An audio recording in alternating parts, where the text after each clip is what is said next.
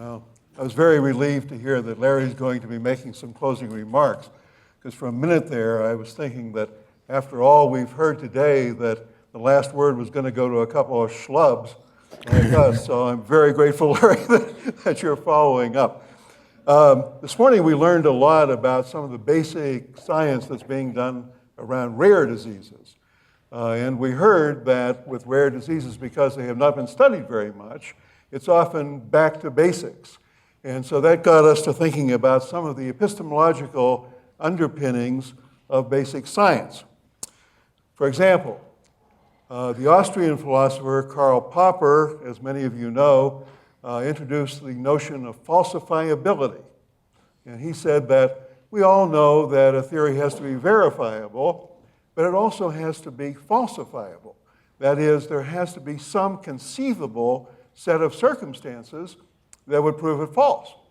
Because otherwise, if everything supports the theory, that's an empty theory. At the same time Popper was exploring this theory in Vienna, there was this other guy, Sigmund Freud, who came up with the Oedipus complex. And Popper found it lacking for this very reason of falsifiability, because he said, if somebody came into Sigmund's office and said, oh, I love my mother so much, I'm so crazy about my mother, Sigmund would say, you have an Oedipus complex. It's the Oedipus complex. If somebody came in and said, oh, I hate my mother, oh, I just can't stand her, I'd like to kill my mother, they'd say, that's a reaction formation to your Oedipus complex. You really love her, but it's been turned around. And then if somebody came in and said, you know, doctor, actually, I'm rather indifferent about my mother, he'd say, repressed Oedipal complex. So here's a gag that illustrates falsifiability. Danny. Yes, Tom. Did you ever notice that every time you drop a piece of buttered toast, it always lands butter side down? No, it doesn't, Tom. It's just that you remember those times butter side down because it's such a mess to clean up. It's actually 50-50, like flipping a coin. No way. I'm quite sure that it always lands butter side down. Well, I don't know why, but I know it does. Yeah, well, is there any experiment we could do? Well, as luck would have it, I happen to have a piece of buttered toast in my pocket, so let's just do an experiment. I'm glad you have that with you, Tom. You'll see what I'm talking about. Here, we'll just flip it, and you'll see. Okay. You see that? Butter side up. I was right. I see what I did wrong. I buttered the wrong side.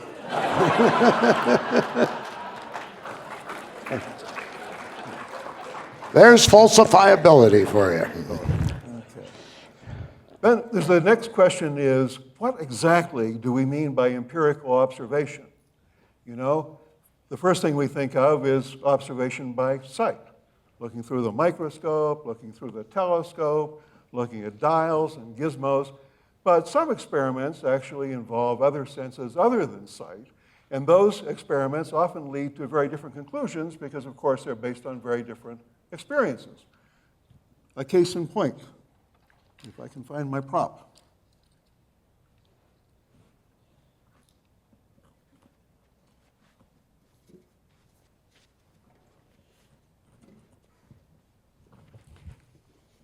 Two guys are sitting in the park.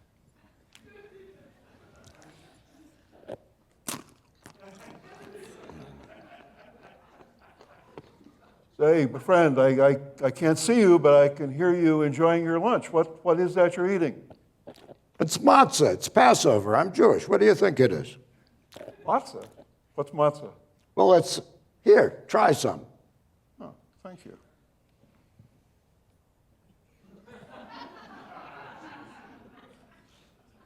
Who raced this shit?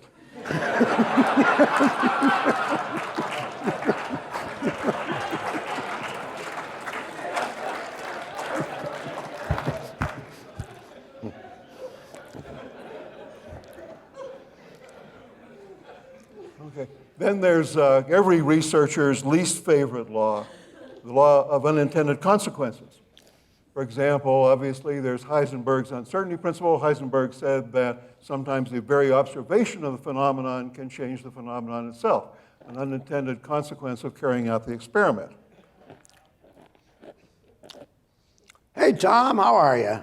Oh, I'm good, Danny. What's up? Well, do you remember that time? It was just 9 months ago. You and I went out for a spin, and the car broke down. It was dark. We looked around. There was a house with a light on. We went and knocked on the door. There was this young, rather attractive widow. Let us in. Let us stay for the night. You remember that? Oh, of course I do, yeah.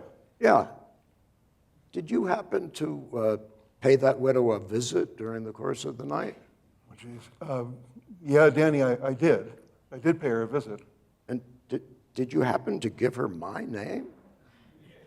Oh, God, Danny, I'm so sorry. Yes, I did give her your name instead of mine.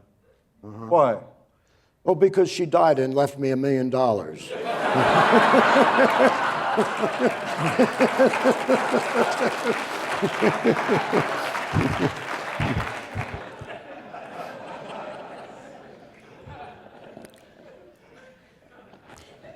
In any research project, there's always the problem of the point of view of the observer.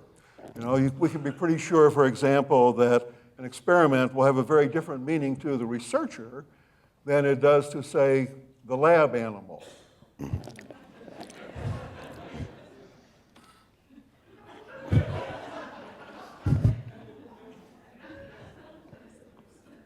A wild animal, played by Danny, typecasting, a wild animal is captured and taken to an NIH laboratory.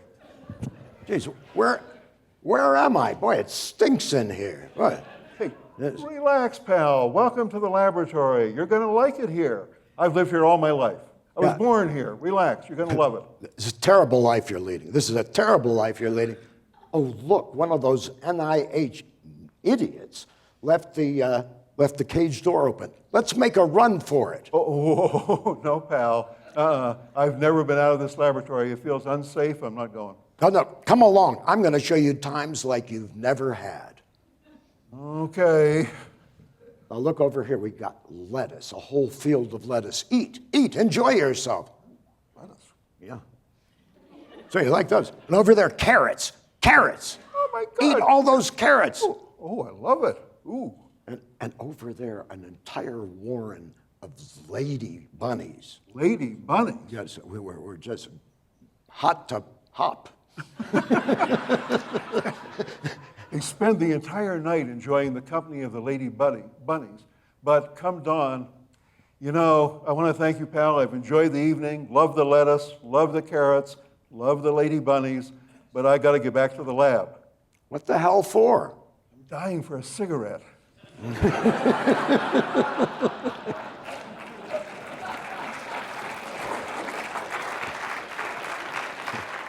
You know, I don't even get that joke, but, but I like it.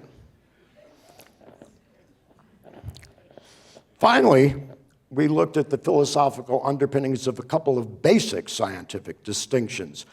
The first is the distinction between significant findings and artifact. Aristotle, way back in the good old days, called it the distinction between essential and accidental characteristics. Essential and accidental characteristics.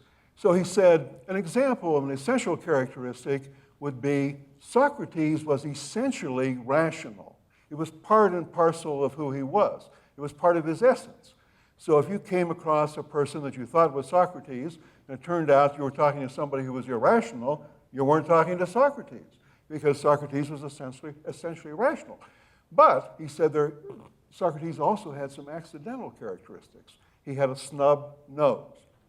So if Socrates had his nose fixed, you wouldn't say, well, he's no longer Socrates, right? You'd say he's Socrates with a nose job. Okay? So here's one of my dad's favorite old shtetl riddles that plays with the idea of accidental characteristics. Hi, Tommy. I got a riddle for you. Oh, give it. You want to hear it? Sure. Okay, good. What's green, hangs on a wall, and whistles? Green hangs on a wall and whistles. I have no idea. A herring. A herring? A herring isn't green. You put some paint on it, it's green. Yeah, well, a herring doesn't hang on the wall. You put a nail through it, it's on the wall. Yeah, right. But a herring definitely does not whistle. So it doesn't whistle. Okay. We thought of another one today when we were listening to Matt's story about how to be healthier, something we've thought about for a long, 70-some years. It's the story of Thompson. And Thompson happened to get a hold of Matt's book when he was 65. And he decided, you know, I'm going to become an elite athlete. And so he went to Matt and he got some training and he was running and jumping and he was eating a agnostic diet. Put on 4 inches on his chest, lost 6 inches here, even decided to get a little tan. He was looking real good, terrific. He decided to top it all off with a haircut. He goes to the barber shop, he gets a haircut, walks outside feeling terrific, and he gets run over by a bus. And he's lying in the gutter, and he looks up to the sky. This also has theological import, not just philosophical. He looks up to the skies, and he said, God. This guy's name is Thompson. Have I mentioned that? You did. Okay. He said, God, how could you have done this to me? And God replied, To tell you the truth, Thompson, I didn't recognize you.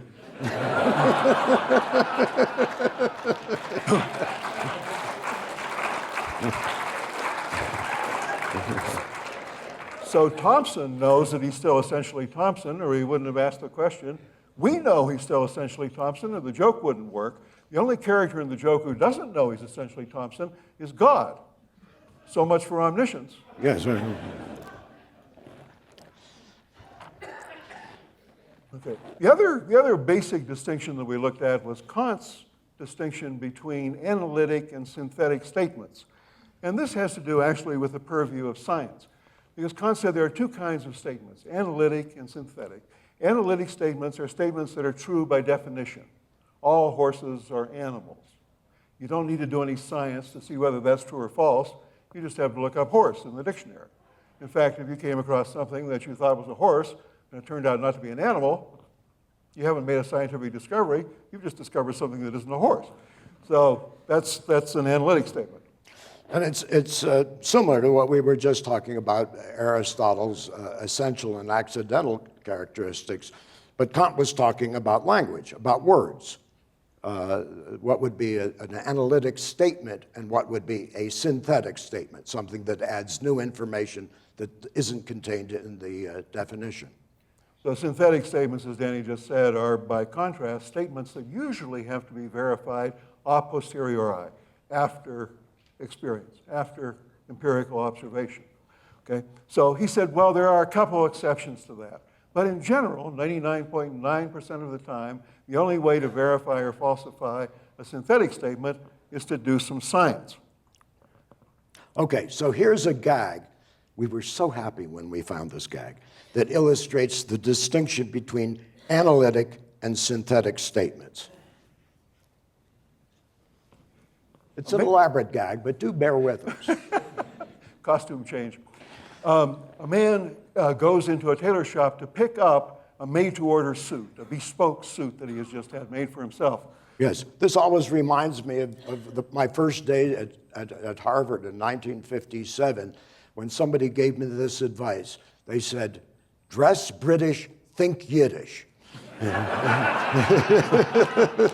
So try this on, my friend. I think you're going to enjoy wearing this suit.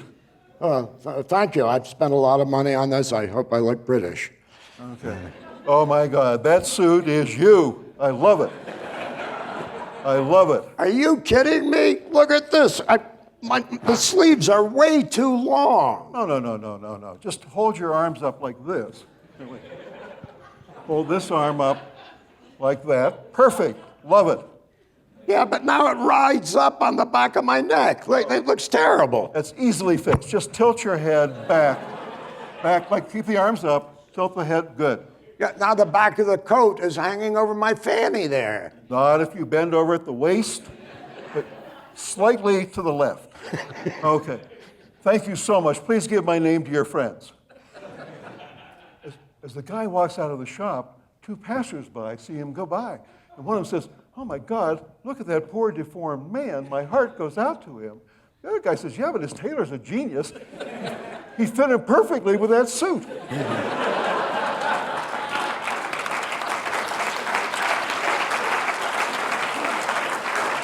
So Tommy, I know you aren't talking about synthetic fabric here. Tell me exactly how that explains Kant's theory of synthetic and analytic. Would you please? Thank you for asking, Dan. The second passerby thinks the statement that tailor made a perfect fitting suit is synthetic. He thinks he's come to that conclusion by observation. But if you're the tailor, you know the statement is analytic because using his method, he can only make perfect fitting suits. Because he makes the man fit the suit. Thanks a lot. Thank you all.